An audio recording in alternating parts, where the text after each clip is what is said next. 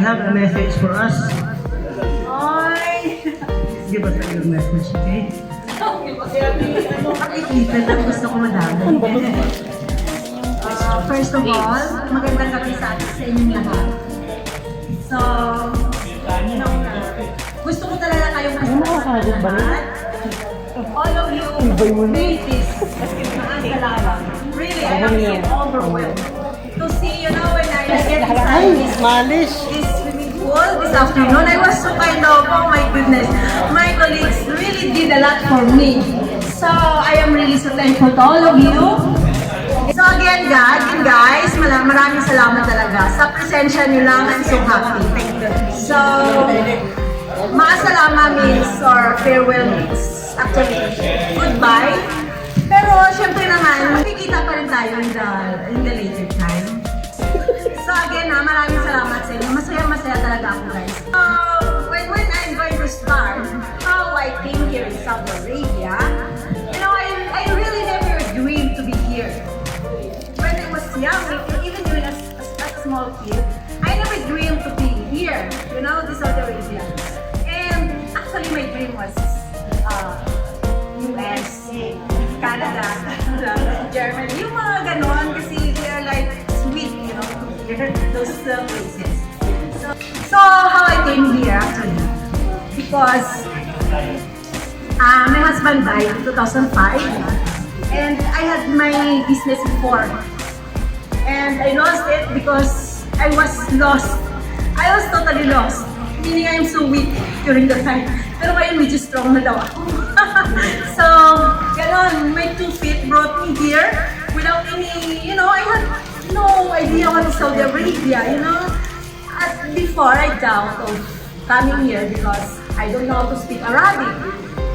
But then, God really was with me since, our parents' prayer is really very effective. I don't pray for myself, but my mother really prayed for me a lot. So he sent one person to guide me to come here in Saudi Arabia, which is my friend, a pharmacist also. Actually, she was the one who told me that Ate, we will go to Saudi Arabia because some of her friends, because she was younger than me, some of her friends was already here in National Guard also. So she said we will apply in Saudi Arabia. So I said, what do I do there? I don't know how to speak Arabic, I know nothing, But she said, okay, just take an exam. So we took an exam, and luckily we passed the exam. In a matter of like 2 months, it was really very easy, to come here. So in a matter of 2 months, I was here, which I was not prepared during that time. Then that friend of mine was an instrument of God, because during that time I was an alcoholic already. I was, since my husband died, I was drinking a lot of alcohol, every day, every night. Then when I came here, before actually I was applying to USA, but I was not meant to be there. But maybe because when I went there, maybe I ruined my life. Because of course there are a lot of alcohol there, right? So God sent me here because there is nothing here. The first time I came here, I felt like I was in a big jail place, because I could not have anything I want. There's nothing, no alcohol here. I felt like, no, I cannot stay here. So, but when I turned and looked around, I saw a lot of Filipinos just in the hallways. Even a lot of Ilonggos there in Jeddah, So, I told myself, like, if they were able to stay here, why can't I? Just like that. So I challenged myself, and I was able to make it. This place really meant a lot to me. I had a lot of opportunities in other countries actually. In 2009, I was in Germany, and there was an opportunity there, but I cannot leave Saudi Arabia because this place really meant for me. Where you could find, the place that, a job that, you can have two-way ticket, right? One thing that I will miss, here. But, I really made this kind of decision because the past month, I was praying so hard that God will give me more patience, because I am here in this place. This is not my place, To have trouble here is not supposed to be, But sometimes we could not please everybody. So I was praying so hard that God will make me more patience, God answered it. Because of this pandemic, I changed, everything changed. I mean, like, I am enough, maybe it's God's will that I will just stay here in Saudi Arabia, and maybe when I go for good, it will be really for good. So, I already set my mind like that. But, this past week, the travel ban in Canada is already deactivated already, but actually it will be in September 9 yet. But I decided to go home early to render my resignation early because I thought I will go home to Philippines first and then be with my kids, because when I will be in Canada, I doubt when I will go home again. And it's been 2 years that I was not able to go home. So that's why I rendered my resignation earlier. But then, the past week, my eldest son talked to me that, Mama, if you want to go to Canada, just go there, because the situation here in the Philippines is very unstable, and especially in our place now, we are on lockdown, total lockdown. God's will, if He will allow me to go direct to Canada, well, I will go direct to Canada. But well, I am so flexible. I am flexible. To be able to go there, so thanks God. Every time I am in my garden, I feel like crying really. Because I'm gonna miss them. I already attached to them, very much. Because that garden really helped me a lot. Yes. Really helped me a lot. They are my stress reliever. Every time I feel like I'm sad, I will just go there and everything. Well, we have bid of donation. But the fact that this is not mine, I really have to leave. So that's it, guys. I'm so thankful to all of you. Hindi ko talaga kayo guys makalimutan. I will never forget this place. That returned to me of who I am, who I was. As a single mom, it is not easy to raise, for kids. The National Guard helped me a lot. The experience that I had at work.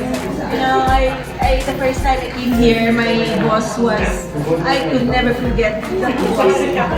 I could never forget him. He's a one in a million kind of person, as a person, not just a boss, but as a person. Because I will share to you, all of you guys, because he's a kind of person. He's from Egypt. You know him, right?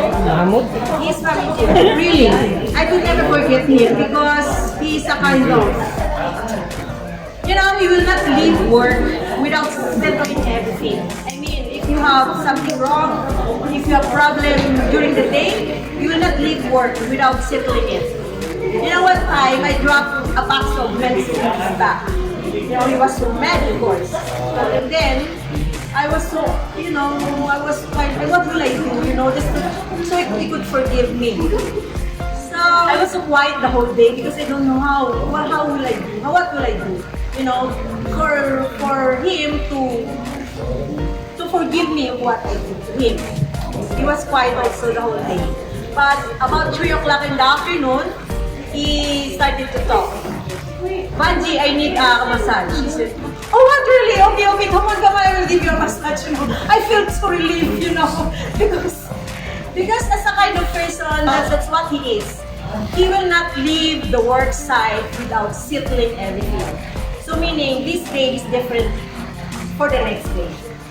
So, that is a value that, all of us, I guess, even for me, difficult, to have. That's why I'm sharing to you, all of you guys. So maybe it could difficult, but maybe we could try that we have to settle things during the day so that it will not accumulate. And the experiences that I had in my work, I really appreciate it.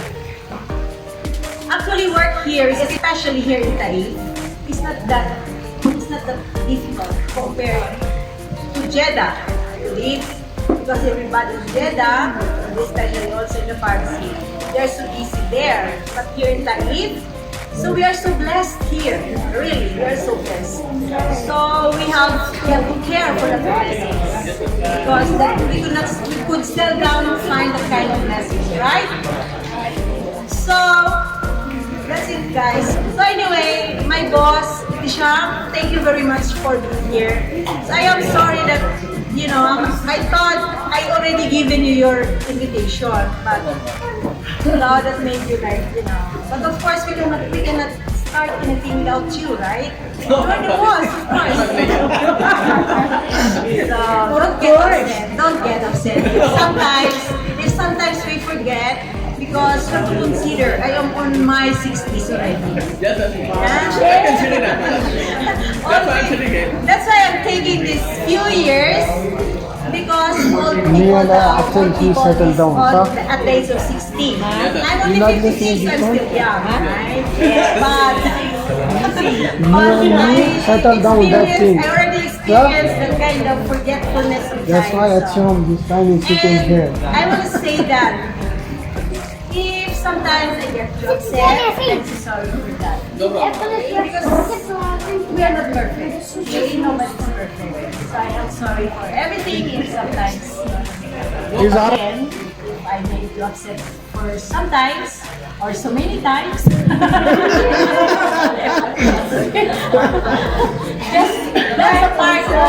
that's a part of work. Okay? The Masai 4 and by Dara, I'm really so thankful for. Cypher and Vanguard, you know, these drivers, I'm so thankful for them that no, you know, I'm so thankful with our driver because anytime we want to, hey, I will go there, I will go there. We have no problem. Love you. Thank you very much. Lord, thank you very much for the friendship. So, once again, siguro okay na to. Time is not enough to be with you guys. Really. But the fact that this is not our place, so whether we like it or not, we really have to leave.